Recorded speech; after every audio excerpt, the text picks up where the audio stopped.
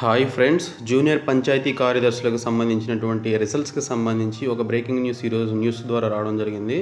So దానికి సంబంధించి పూర్తి ఆర్టికల్ ఈరోజు నమస్తే తెలంగాణ న్యూస్ పేపర్లో వేయడం జరిగింది. సో ఏమని వేశారనేది ఇప్పుడు ఈ వీడియోలో నేను మీకు కంప్లీట్గా చెప్తాను. ఈ వీడియోని మీరు పూర్తిగా చూడండి.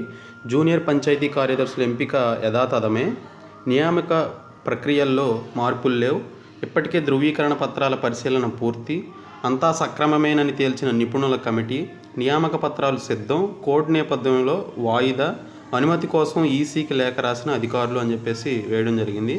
సో ఏదైతే ఎక్స్పర్ట్ కమిటీ రిపోర్ట్ సబ్మిట్ చేసిందో ఆ రిపోర్ట్లో ఎటువంటి క్వశ్చన్ పేపర్లో ఎటువంటి మిస్టేక్స్ లేవని చెప్పేసి రిపోర్ట్ సబ్మిట్ చేయడం జరిగింది.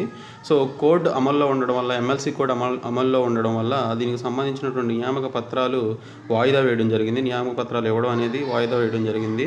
సో అనుమతి కోసం ఎలక్షన్ కమిషన్ దగ్గర లేఖ రాయడం జరిగింది అనమాట. సో మిగిలినటువంటి విషయాలు ఏమన్నాయి అనేది చూద్దాం. ఇప్పుడు జూనియర్ పంచాయతీ కార్యదర్శుల భర్తీ ప్రక్రియకు అడ్డంకులన్నీ తొలగిపోయాయి. రాష్ట్రంలో నూతన పంచాయతీరాజ్ చట్టం అమల్లోకి వచ్చిన నేపథ్యంలో ప్రతి గ్రామానికి పంచాయతీ కార్యదర్శి ఉండాలని సీఎం కేసీఆర్ నిర్ణయం తీసుకున్నారు. గ్రామాల అభివృద్ధి కోసం చట్టంలో మార్పులు తీసుకువచ్చారు. దీంతో కార్యదర్శులపై పనిభారం ఎక్కువవుతున్నది. ఒక్కో పంచాయతీ కార్యదర్శికి క్లస్టర్ల వారీగా గ్రామాల బాధ్యతలు ఉండడంతో గ్రామాల ప్రజలకు అందుబాటులో ఉండడం లేదనే ఫిర్యాదులు ఉన్నాయి. దీంతో ప్రతి గ్రామానికి జూనియర్ పంచాయతీ కార్యదర్శిని నియమిస్తామని, 3 ఏళ్లు వారి పరిశీలన కాలం ప్రొబేషనరీ పీరియడ్ ఉంటుందని సీఎం కేసీఆర్ ప్రకటించారు. ఈ నేపథ్యంలో 9355 జూనియర్ పంచాయతీ కార్యదర్శుల నియామకానికి గత ఏడాది ఆగస్టులోనే ప్రకటన జారీ చేశారు.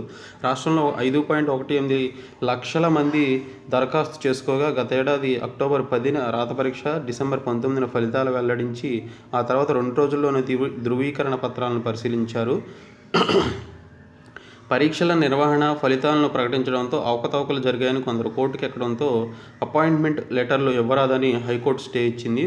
సబ్జెక్టుల వారీగా నిపుణులను నియమించి పరీక్ష పేపరు, నియామకం విధానాన్ని పరిశీలించి నివేదిక ఇవ్వాలని హైకోర్టు పేర్కొన్నది. అభ్యంతరాలు లేవని నిపుణుల నివేదిక అని చెప్పేసి ఇంకొక ఆర్టికల్ వేయడం జరిగింది. అభ్యంతరాలు లేవని నిపుణుల నివేదిక, ఇది ఏదైతే ఎక్స్పర్ట్ కమిటీ ఉందో దానికి సంబంధించి క్లియర్ ఇన్ఫర్మేషన్ ఇందులో ఇచ్చారు. సో పరీక్ష విధానాన్ని, అభ్యంతరాలు వ్యక్తం చేసిన వారి సమాధాన పత్రాలపై పరిశీలించి అభ్యంతరాలు ఏమీ లేవని తేల్చుతూ నిపుణుల కమిటీ నివేదిక ఇచ్చింది. దీంతో కోర్టు స్టే ఎత్తివేసి భర్తీలో మార్పులేమీ లేవని జాబితా ప్రకారం నియామకం చేసుకునేందుకు అవకాశం కల్పించింది. జూనియర్ పంచాయతీ కార్యదర్శుల నియామకం ప్రక్రియకు అభ్యంతరాలన్నీ తొలగిపోయాయి. ఎంపికైన అభ్యర్థులకు అపాయింట్మెంట్ పత్రాలు సిద్ధం చేసిన ఎమ్మెల్సీ ఎన్నికల కోడ్ ఉన్న నేపథ్యంలో అభ్యర్థులకు నియామక పత్రాలు ఇవ్వాలా వద్దా అనే అనుమానాల నేపథ్యంలో పంచాయతీరాజ్ శాఖ అధికారులు పెండింగ్లో పెట్టి దీనిపై నిర్ణయం తెలపాలని ఎన్నికల సంఘానికి లేఖ రాశారు. కొనసాగుతున్న ఆన్గోయింగ్ నియామకాలుగా పరిగణించి నియామక పత్రాలు జారీ చేసే అవకాశం ఇవ్వాలని లేఖలో పేర్కొన్నారు. దీనిపై నేడో రేపో ఎన్నికల సంఘం నుంచి అనుమతి రాగానే కలెక్టర్లు, డిపిఓల ద్వారా అపాయింట్మెంట్ లెటర్లు జారీ చేస్తామని, తర్వాత వారం రోజుల్లో రాష్ట్రంలోని 12,751 గ్రామాలకు పంచాయతీ కార్యదర్శులు ఉంటారని తెలిపారు. సో ఆల్రెడీ పంచాయతీరాజ్ శాఖకి దీనికి సంబంధించినటువంటి లెటర్ అనేది రాయడం జరిగింది. సో ఈరోజు కానీ రేపు కానీ దీనికి సంబంధించినటువంటి క్లియరెన్స్ అనేది వస్తుందని చెప్పేసి భావిద్దాము. సో ఇది వచ్చిన వెంటనే మీకు ఈ అపాయింట్మెంట్ ఆర్డర్స్ అనేవి ఇస్తారు. సో దానికి సంబంధించి మీకు ప్రక్రియ అంతా కూడా పూర్తవుతుంది.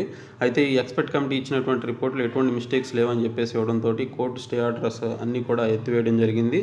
సో నియామకాలు చేసుకోవచ్చు అని చెప్పేసి చెప్పడంతో ఇంకా తదుపరి నియామక ప్రక్రియపై పంచాయతీరాజ్ శాఖ దృష్టి సారించిందని ఈ ఆర్టికల్ ద్వారా మనం చెప్పుకోవచ్చు. సో ఈ వీడియోని మీ ఫ్రెండ్స్ అందరికీ షేర్ చేయండి, మన ఛానల్ సబ్స్క్రైబ్ చేయండి.